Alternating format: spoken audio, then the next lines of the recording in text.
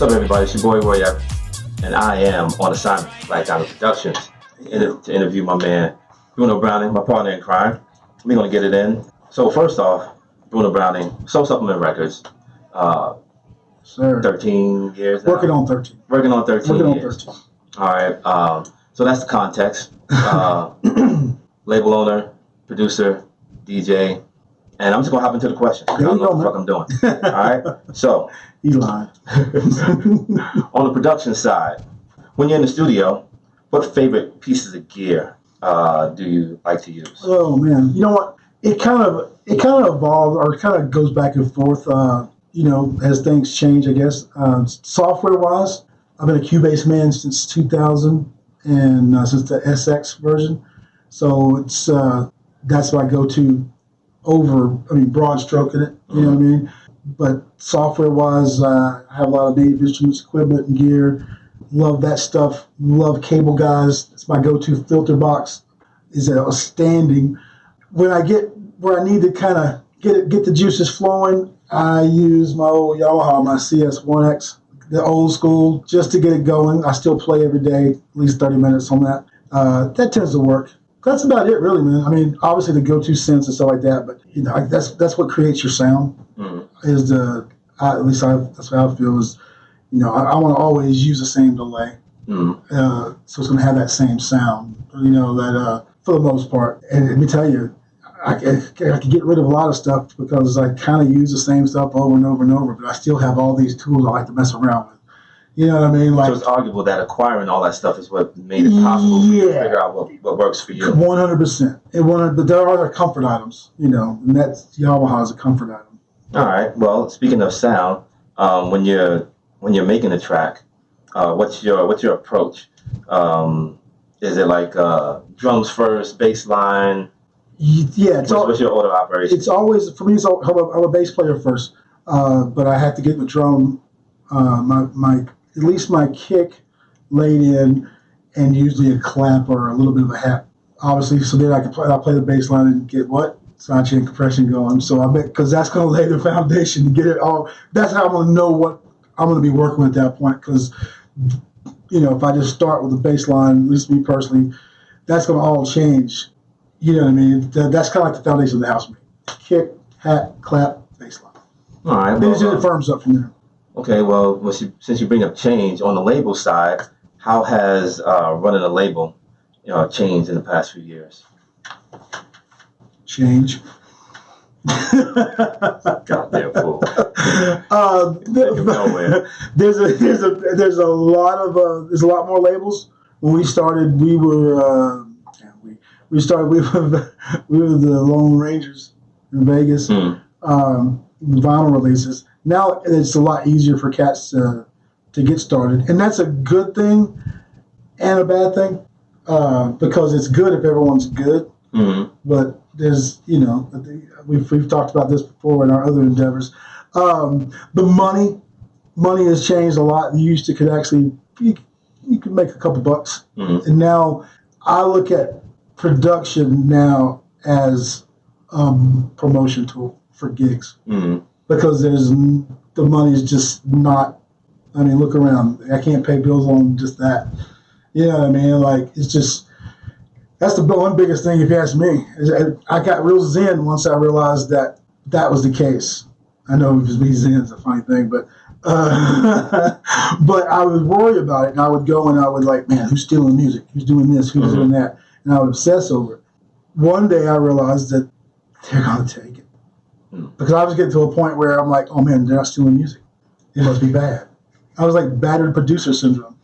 He doesn't love me. He didn't hit me today. You know what I mean? It was kind of like that kind of mentality. And then that clicked, and I'm like, you know what? Let me dust off them decks, because that's where I do my thing. Really, that's what I love the most. And you can still get paid doing that. Yeah. I mean, the Vital Power ain't giving out, free power on the player, man. On the player. It don't work that way. You plug your ass out of the damn power. All right, so let's move along. What advice do you have for aspiring producers who want their tracks to be played by DJs? That's a really funky question. Well, I know what they're saying. I think we all do it starting out. Like, I'm going to put this big 30-second intro and I'm going to do this. It's like, dial it back, Mr. Holland. This ain't your opus. You need to get in there and get it played. Like, it has meat and potatoes right off the bat if you're going to get it, if it's playable. At least for me, me personally. I don't have time to sift through a bunch of whatever. You know what I mean? That could be great. Maybe put that out as a remix or whatever. But I think we all do that. I did it. I would be, man, look at this. I want to remix as a new dog by Nina Simone. No one's ever done that. Look, you know what I mean? Like, I think that's part and parcel of being a young producer. I think that once you get away from that and if you want your tracks played, they've got to be DJ friendly first and foremost.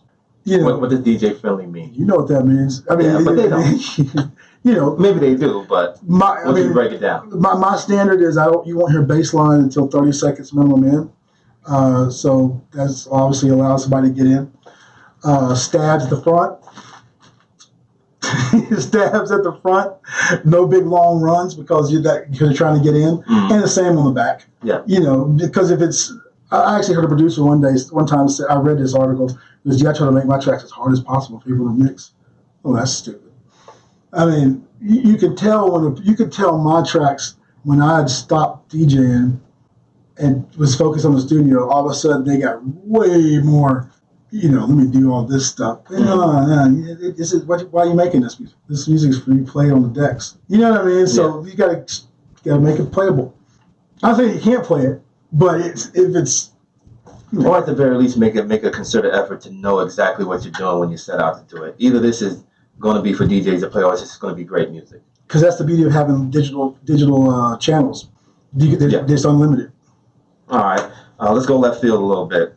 What do you think about blockchain? Great question. You're gonna geek out. I'm just saying I was geek out earlier. I think that might be the very thing that allows us to make money and do this as a career. Because with blockchain, just like with Bitcoin, the security, what it's going to do is it'll facilitate basically everyone getting paid, from the producer, the writer, everyone along the line. The same things that are in place for making sure currency is safe is the same will apply with music or any art or any digital format. It's just not there yet. I mean, we don't have to play MP3s and waves. We can do the same. We can do it in other formats that the blockchain can be incorporated into. It's just not here yet. Hopefully it will be. Oh, okay. I think I see what you're saying now. So, am I getting this right in saying that and thinking that it's something that's, let's call it, for lack of a better word, embeddable in the file? Yeah. Well, it's actually going to be it'll be a different file. It won't be an MP3. Ah, gotcha. Yeah. Gotcha. All right, so on the personal side of things, what can you tell us about your musical background? I started off singing when I was in high school. I had to find classes to take so I could prolong me graduating, because I could have graduated early. I was already going to college half a day, and I was a big wrestler, and I had these illusions of being an Olympic wrestler. Until I went up north and realized, man, they're a lot better than me. That's a whole other story. But so I'm trying to find classes I can take because I have, a lot of electives for half a day. One that I'd never taken was drama, and I rolled up in there, and all of a sudden, the drama culture, they're very sensitive. I took I won the lead in West Side Story, and when I went in there, a lot of cats said that I was a 3-sport letterman, so a lot of these guys. My buddies came with me, and so we got all these. One side of the theater is a bunch of athletes. On the other side are the theater people. I mean, we all grew up together, but high school, you know how things when you grow up, people change. All of a sudden, not just myself, but a lot of us realized that we had talents that we could do, and we didn't really know. I mean, it wasn't. I mean, I can sing. Everybody thinks I can sing. You know what I mean? Like not enough to get by. I'm a karaoke king, but I know my depth. So that's got me started, and I was doing. I learned how to read and write music there. I already played the bass as a youngster, and that's about it. Then I went to school and didn't do anything musically for years. So I got out of the military, come to Vegas, and started it right back up. And it just made sense, man. It made sense. And now I can't do without it. Right? I needed an award for not clowning on that West Side Story shit. I mean, I'm just gonna put that in there. I'm gonna put that in there. What's a normal day like for you? Depends on the day. I have to be structured because I do this full time. Studios in the house. Obviously, everyone does these days. I have to get up, get dressed, 3 S's, and start admin. I mean, it's gonna change all the time. But I have to get up and go to work. I have to put on my shoes, and I have to get dressed. And because if not, I will just watch SportsCenter all day. That's the discipline thing where I take a lunch break, and I sit down, I leave the studio, I go, I get my lunch. I have to do what everyone does in a 9 to 5 grind, because there's tons of musicians out there that there's not, that's the breakdown, I think a lot of times, is the not doing all the compulsories. And, all about that as well. I mean, you have to do the work, and that's not being specific because my day changes. Maybe one day I'm doing label admin, and maybe I'm writing music, maybe I'm working on the other side of Vegas, maybe we're doing this, maybe we got gigs, maybe we're out of town. It changes, but it's always a long day. It's never not a long day. It's always a long day. That much is given. It's always a long day. So not a 9 to 5. No 9 to 5s here. All right, so last question. Can you tell us about the Vegas house music scene? Wrote a song about it. Want to hear it? It goes like this. Wow. That's if you know anything about it. If you don't know anything about it. Yeah. Well, you know what? I've been here almost 20 years. As you well know, we do a show the other side of Vegas, but we hit on that all the time, trying to show people the other side of Vegas. The Vegas scene is the Vegas scene. It is what it is, and it will always be what it is. It will never be San Diego. It'll never be San Francisco. It'll never be whatever. But that's okay. It makes it unique. Everyone wants to come to Vegas. There's pockets of house soldiers. There's pockets of knuckleheads, just like any other scene. You know what I mean? But there's like we were just talking about Club Soda.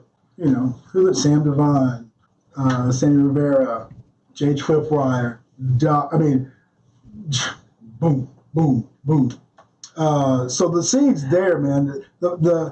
It's easy to get to hear the rumors or get the reputation, whatever. But it's like everything else. You got to dig a little deeper, and it's there.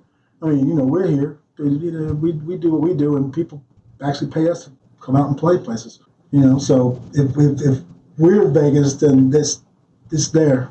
You know what I mean? At least that's the way I feel about it. Well, I know.